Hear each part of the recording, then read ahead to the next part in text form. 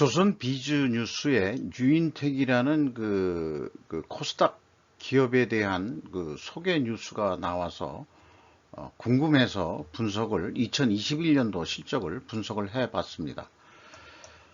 하단에 내어 있는 내용 참고해 주시고요. 구독, 좋아요, 내용이 좋으셨다고 생각되시면 눌러주시면 대단히 감사하겠습니다.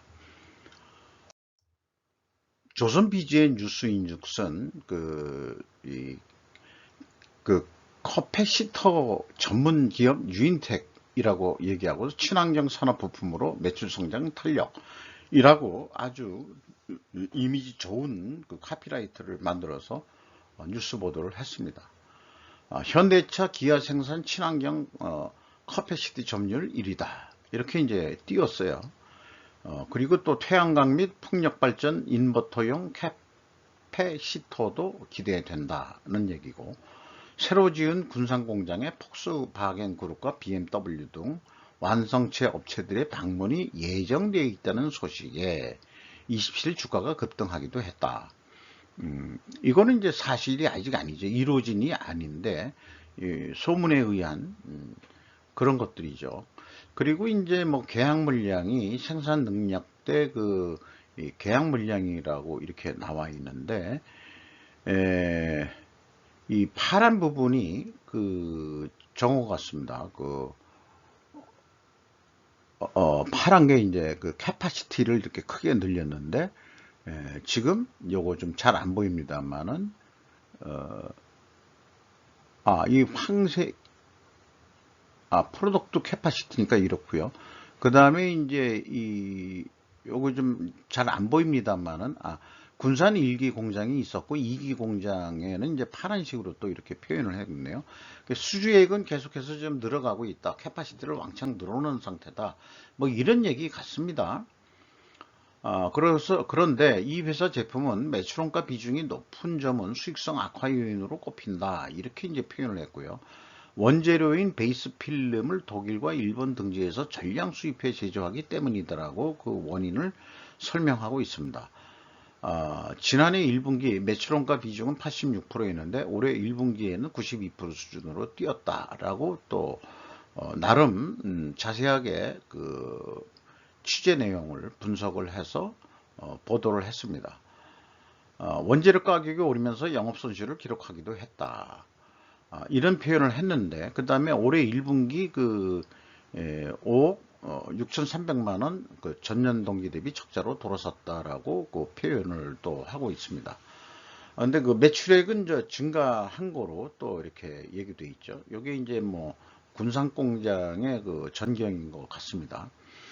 근데 이걸 가만히 들여다보면은, 가만히 생각해 보면은, 현대차, 기아차의 납품 점유율이 1위나 되는데, 적자가 난다는 것은, 거꾸로 현대차하고 기아차가, 부품업체들 납품 가격을 후려친다라고 간접적으로 공격하는 기사인 것 같습니다. 왜냐하면은, 일반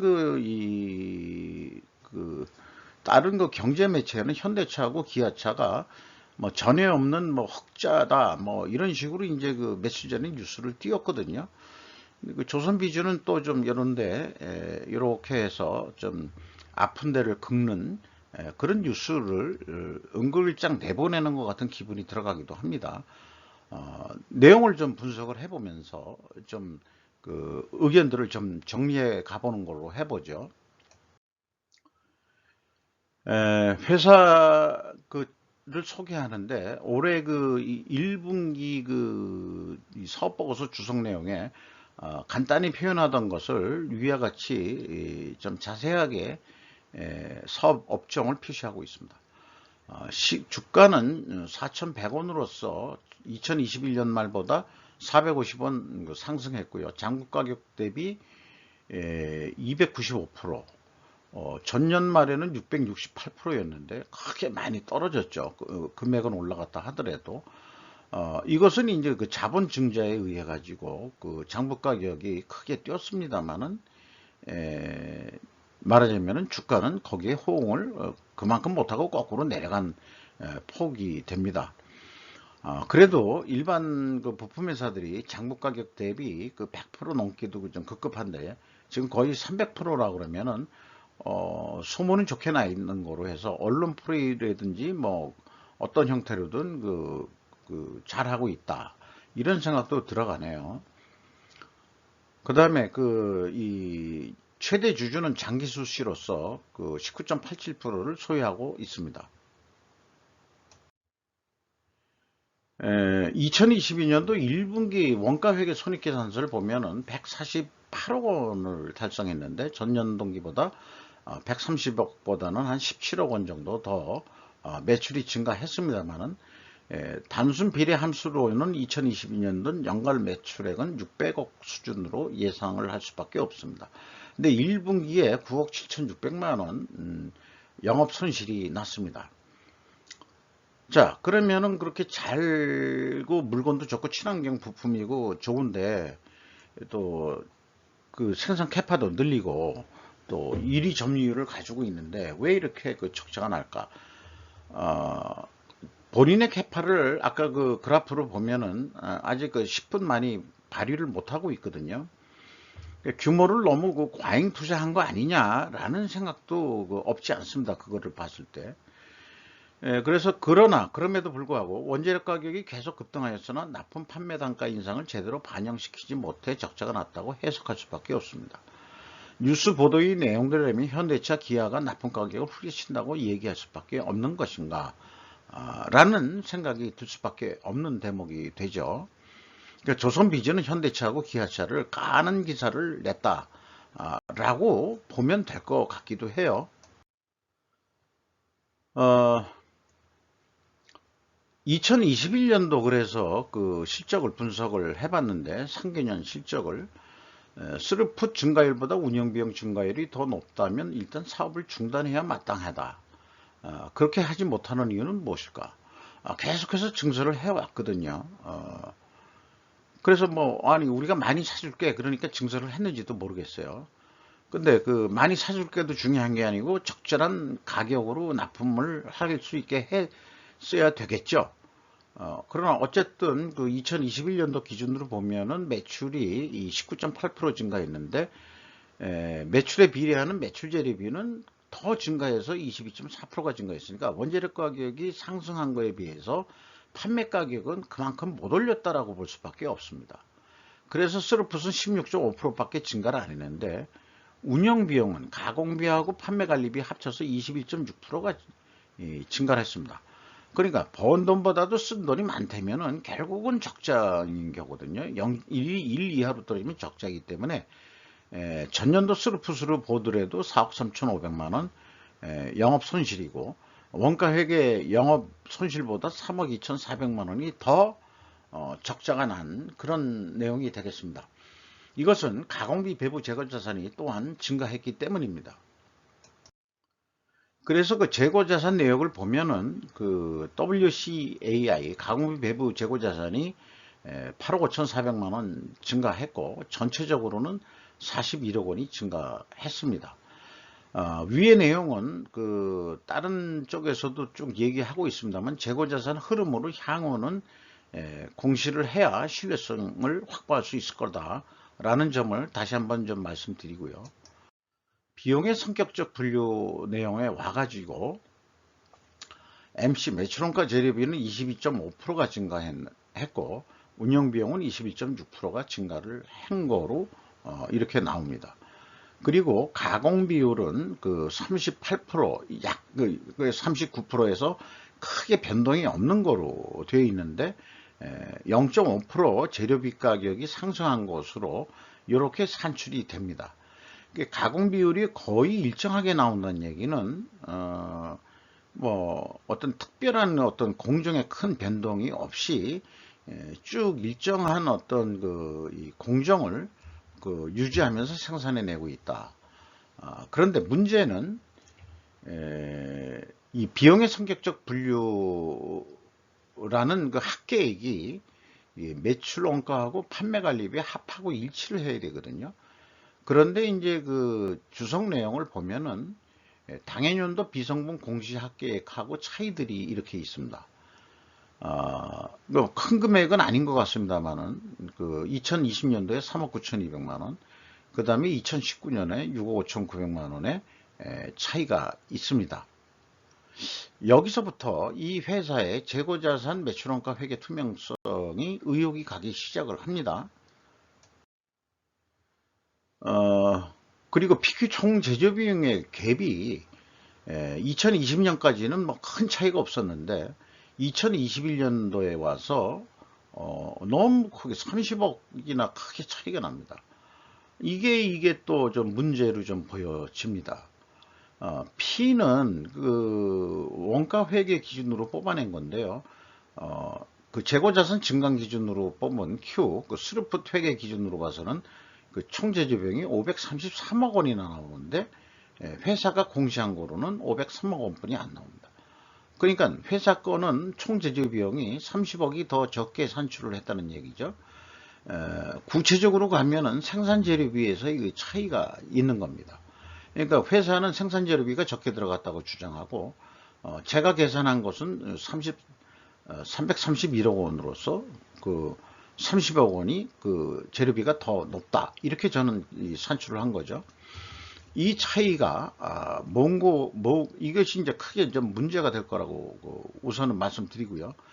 다음 장에 또 좀 말씀드리겠습니다. 그리고 이제 이 연봉이라는 것은 이제 생산성을 감안해 가지고 연봉 협상이 이루어져야 되는데 2021년에 인건비는 101억 원으로서 그 직원 수가 201명이고요. 그 다음에 인건비는 16.9%, 17%가 그 금액상으로는 증가를 했습니다. 그러나 이제 운영 비용 대비로는 1.6% 감소를 했고요. 직원 수는 계속해서 증가했는데 평균 임금은 계속해서 내려간 거로 되어 있죠. 이런 경우가 이제 그 신입사원, 생산직 신입사원을 뽑을 때 초임이 좀 적으니까 저임금이니까 그거에 영향을 받아서 내려갔을 거라고 그렇게 추정이 됩니다. 외주비도 조금 내려갔고요. 그 대신 이제 전력비가 23.7%가 증가를 했습니다. 전력비는 그 산업용은 말하자면 주택용은 작년에 올리지 않았지만은 산업용은 이미 그 문재인 정권 때도 이미 올려놓은 상태고 인기 전술, 포퓰리즘이라고 그러죠. 인기 전술로 인해 가지고 그 주택용은 안 올렸던 거죠. 그러나 이제 이런 것들이 이제 원가 상승 압력이 계속 있기 때문에 7월 달에 아마 조금 올린 거로 되어 있고, 한국전력 그 상반기까지는 계속 적자로 아마 결산된 게 이제 보여지겠죠. 그러나 이제 7월 달부터 그 전력료 가격을 인상시켰으니까 일반 주택용도 그 일반 소비용 그 가정용도 그 전기료를 좀 우리 그 서민들도 좀 전력료를 더 내게 되게 돼 있겠죠. 어쨌든 전력비가 생산량도 늘어서 그랬는지 모르지만 23.7%가 증가를 했습니다.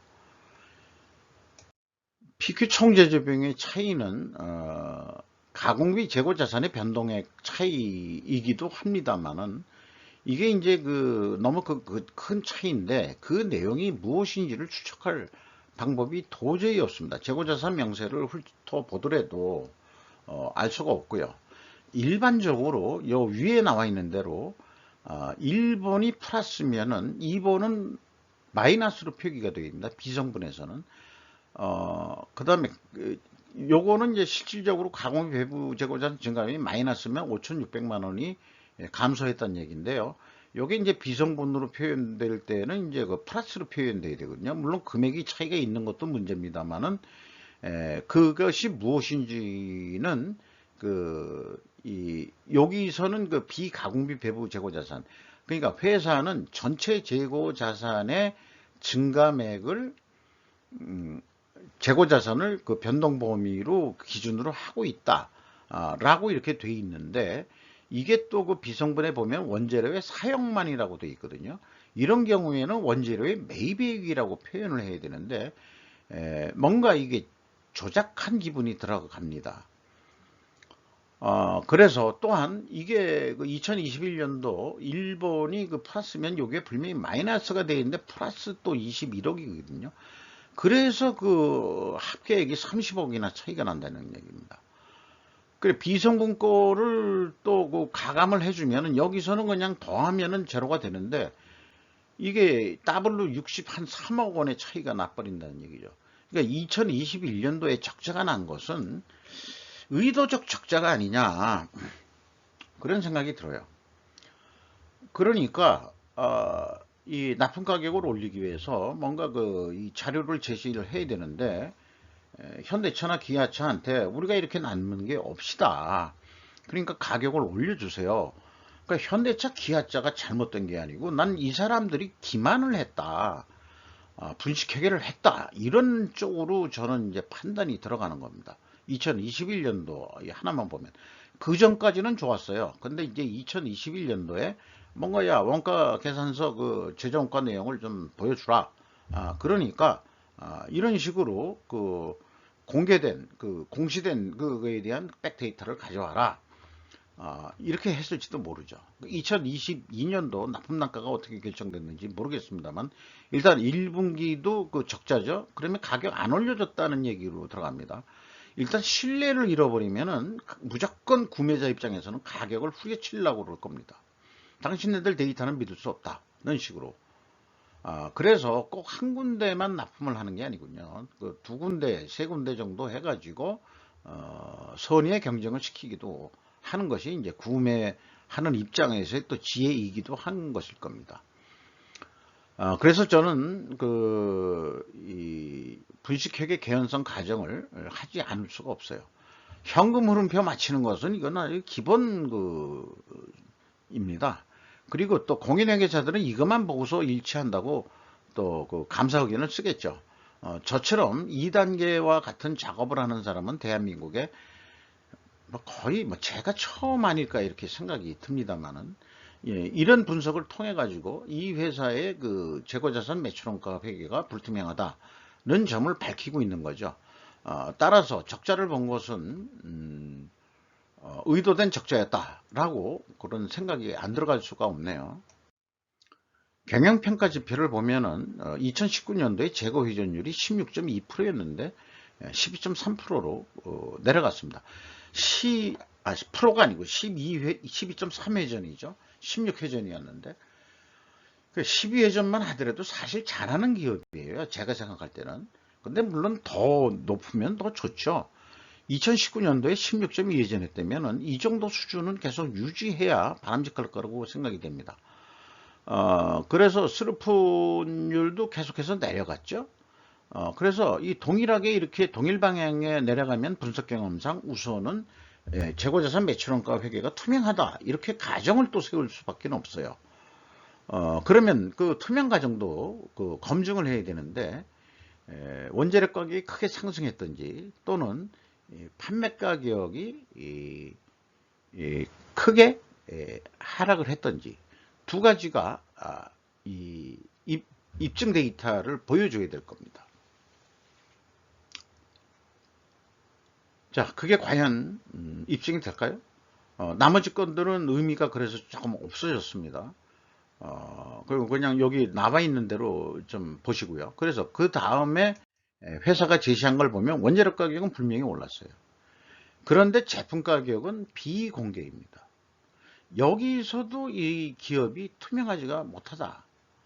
그러니까 조선비즈에서 취재를 해가지고 이 회사 코스닥 기업을 띄우는 건 좋은데 조금 더 좀 사업 보고서 같은 거를 조금 보고서 기자도 좀 얘기를 객관적으로 좀 해야 되는 거 아니냐 라고 하는 생각이 좀 들어가게 됩니다.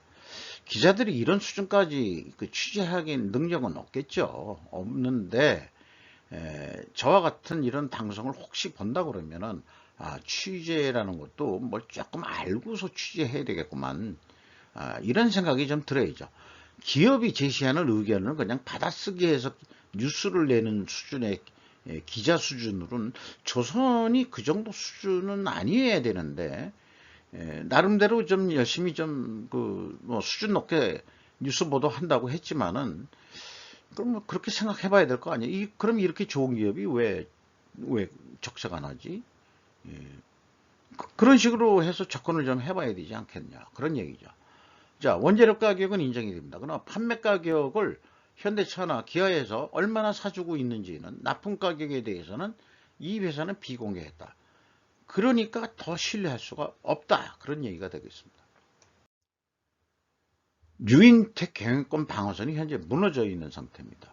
뭐 딴 거 차치하고라도요. 여기 그 캐펙스 투자는 계속 투자가 되고 있는 거는 그 생산 시설을 증설하고 있다는 얘기고, EAT 세후 현금 순이익도 좀 내려갔고 금액은 올라갔습니다만은 채권자한테 262억 원을 추가로 차입을 했는데 이자 부채 레버리지율은 경영권 방어선인 50%를 초과해 버렸습니다.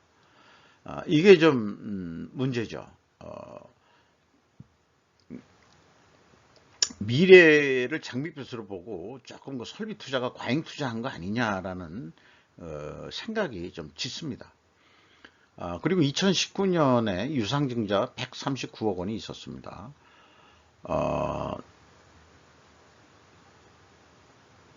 그리고 이익 배당은 아직 생각할 수 없는 단계고요. FEM 최종 130억 원의 현금이 유출이 됐습니다. 현금 버퍼율은 4.6%에서 뭐 아직까지 그 차입한 돈이 조금 남아가지고 25.3% 현금 버퍼율을 가지고 있습니다. 이익 잉여금은 뭐 거의 없는 거나 마찬가지로 되겠습니다. 재무상태표 중에서 그 자본적 지출을 73억 원 투자가 됐는데요. 이게 이제 종속기업 투자에 7억 원 정도, 유형자산이 한 70억 정도 추가를 하고 있습니다. 그러니까 생산시설을 증설해서 생산직 직원을 추가 고용했다더라도 판매 추세를 보고 생산량을 조절해야 할 필요가 있을 것이다. 그러니까 새로 증설했다고 해가지고 또 시운전도 해야 되니까 직원도 뽑아가지고 생산을 돌려서 재고가 늘었죠. 그래서 재고 회전율이 떨어졌죠. 그러니까 안 팔리고 아직까지 현대차나 기아에서 추가 구매량이 없다 그러면은 생산을 중단해야 되는 것이 맞습니다. 근데 계속 생산했다는 것도 문제인 거고요. 자, 이렇게 해서 연간 매출을 예상을 해 보는데 2021년도 실적이 분식회계 개연성이 있는 것으로 보기 때문에 그 차이가 30억 원이나 되거든요. 이거 가지고 계획을 잘 아무리 해본다 그래도 그 정확한 계획을 세울 수가 없을 겁니다. 아마 오차가 심할 거죠. 그래서 659억 원, 660억 원 정도 그 매출이 일어날 거라고 예상은 되고요. 재고가 20% 정도 증가하는 것으로 가정을 했을 때 그렇습니다. 이거를 하나의 그 부품 납품 단가라고 그냥 원 단위로 얘기를 해보죠. 56원 정도 남는 거로 한다. 이게 111억 원 정도가 그 손실 나니까 56원 정도 그래도 남게 해주세요 해가지고 제한 견적서를 66,800원에 냈는데 구매자 측에서 완성차 업체 측에서 66,000원에 하시오. 그럼 65원 그래도 남소. 이렇게 그 계약이 맺었다 그러면은 좀 더 욕심을 부려서 5%만 더 수주량을 좀 더 달라, 발주를 더 달라, 이렇게 하면은 69,300원에 파는 꼴이 돼가지고 1,721원에 영업이익을 낼 수 있다. 분명히 그러나 오차는 있을 것이다. 실제 계산을 해보면은 그러니까 재고자산이 증가하면은 이 원가회계는 영업이익이 증가하는 것으로 되어 있거든요. 5% 증가했는데 영업이익은 2,994%나 너무나 이게 작았기 때문에 그렇습니다만은 원가회계의 문제점은 재고가 증가하면은 가공비를 배부하기 때문에 재고 이익을 미리 계산해 버리는 그런 그 나쁜 마법을 가지고 있는 거죠. 그러면은 스르프 쪽에서 볼 때 그 데이터를 그대로 믿고서 본다 그러면은 일단 그 연간 계획할 때는 손익분기점 C프레임부터 가는 게 순서가 바람직할 것 같습니다. 운영 비용이 25%, 그러니까 요게 가공비하고 그다음에 판매 관리비 합쳐서 25% 상승할 거라고 예상을 하고, 그다음에 이제 적자였으니까 217억 원 정도, 217억 원, 2억 2억 1,700만 원 이익을 낸다. 이렇게 봤을 때 적어도 734억 원의 매출이 일어나야 됩니다. 근데 원가 회계는 한 690억 정도면 됐었죠. 700억 가까이만 해도 되는데 여긴 기본적으로 734억을 해야 된다라고 나와 있습니다. 예, 근본적으로 그 2021년도 그 결산의 그 갭이 크기 때문에 이것도 갭이 크게 나올 수밖에 없는 거죠. 그리고 그러면은 이제 매출 단가를 조금이라도 이익을 내려고 그러면은 2021년도 납품 가격보다도 판매 가격을 28%는 인상을 해줘야 된다라는 얘기도 됩니다. 물량이 동일하다고 한다면은. 그런데 이제 그 25% 오르는 거로는 한 720억이니까 그 판매 계획은 이게 손익분 기점으로 해서 하는 것이 바람직할 거예요. 결론은 그 판매 가격 인상을 해야 된다는 거죠. 그래서 이것도 이제 하나의 그 부품 납품이라고 보면은 원가 회계는 뭐 6만 얼마로 견적 가격을 싸게 내게 되게 돼 있는데, 이게 이제 그 원가 회계에 대한 맞법을 모르기 때문에 그럴 수도 있는 거고요. 7만 1,647원 견적을 해서 원가 회계보다 더 비싸게 견적을 내야 됩니다. 25% 오르는 거는 최소한 원재료 가격 오르는 것만큼은 인상을 시켜 줘야 되는 거 아니겠소? 다른 건 모르겠다. 뭐 운영비용 뭐 이런 거 아니 것도 중요하지만 핵심적인 거는 그 재료비가 더 중요한 거 아니냐. 이렇게 좀 그 완성차 메이커를 좀 설득을 해서 사실 28% 증가해야 되지만 뭐 이런 식으로 좀 계획을 세워가지고 한 730억 원 해야 될 텐데, 근데 최소 그 28% 가격 인상을 성공시켜야만 흑자가 될 것이다. 이런 얘기가 되겠어요. 이것도 이제 단품 납품이라고 가정을 해서 보면은 그 견적서를 72,800원에 내야 됩니다. 435억 원을 이거 저기 영업이익을 좀 더 200% 이 흑자로 전환해서 하면은, 그러면은 이제 뭐 협상 결과 72,000원에 계약이 됐다고 그러면은 스르프상으로는 결국은 438원 적자가 됩니다. 그러면 이것을 올릴 수 있는 방법은 추가적으로 가격 협상을 해서 0.9% 스루픈율이 올라갈 만큼의 판매 가격을 좀 해야 된다. 그러니까 27%가 아니고 28%, 아까 그 손익분기점 얘기했을 때 28% 얘기했잖아요. 견적서를 이렇게 그 써낼 수밖에 없었던 것은 이제 이론상의 문제이기 때문에, 그러면 실제 견적서 낼 때에는 백데이터가 있어야 되니까 순수하게, 그러니까 깎지 마세요 그러면 이게 결국 7만 3천 원에 이거 저기 계약을 해줘야 됩니다. 이렇게 스루풋으로 견적을 낼 때는 완성차 메이커에서도 원가 회계에 의한 그 견적이 아니니까 매출재 대비 가격 인정하고, 그 다음에 이 운영비용 인상분 우리도 인정해야지 라는 그 상호 간의 그 신뢰 분위기를 만들어야 된다고 생각을 해요. 어쨌든 그 가격을 그래도 조금 때를 써가지고 좀 올리든지 설득을 해야 되는 거죠. 그 다음에 아까 그 재고 회전율이 12.3이었는데 2019년도에 16회전까지 했잖아요. 그러면은 15회전까지 우리 이거는 이제 완성차 메이커한테 기대는 게 아니고 우리가 재고 회전율을 좀 어떻게 높여보자. 뭐 이렇게 될 수 있다고 생각합니다.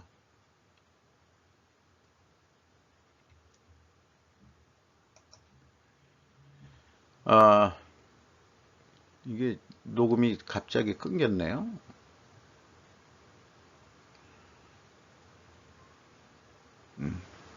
다시 또, 예. 잠시 그 다른 녹화 과정에 녹음이 좀 잠깐 끊겼었습니다.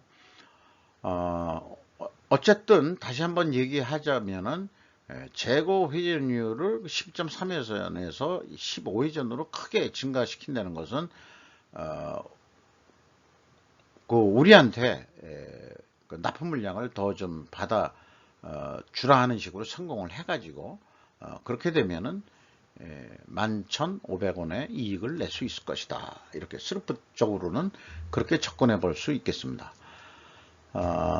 다소 길게 설명을 할 수밖에 없었던 이유는 이 회사가 분식회계에 대한 개연성이 있기 때문에 그것을 좀 설명하냐고 좀 길어졌고, 분식회계가 있는 그런 데이터 가지고 사업계획을 한다는 것은 실질적으로 그 원가회계하고 스루프상으로는 큰 차이가 날 수밖에 없다는 점을 말씀드렸습니다.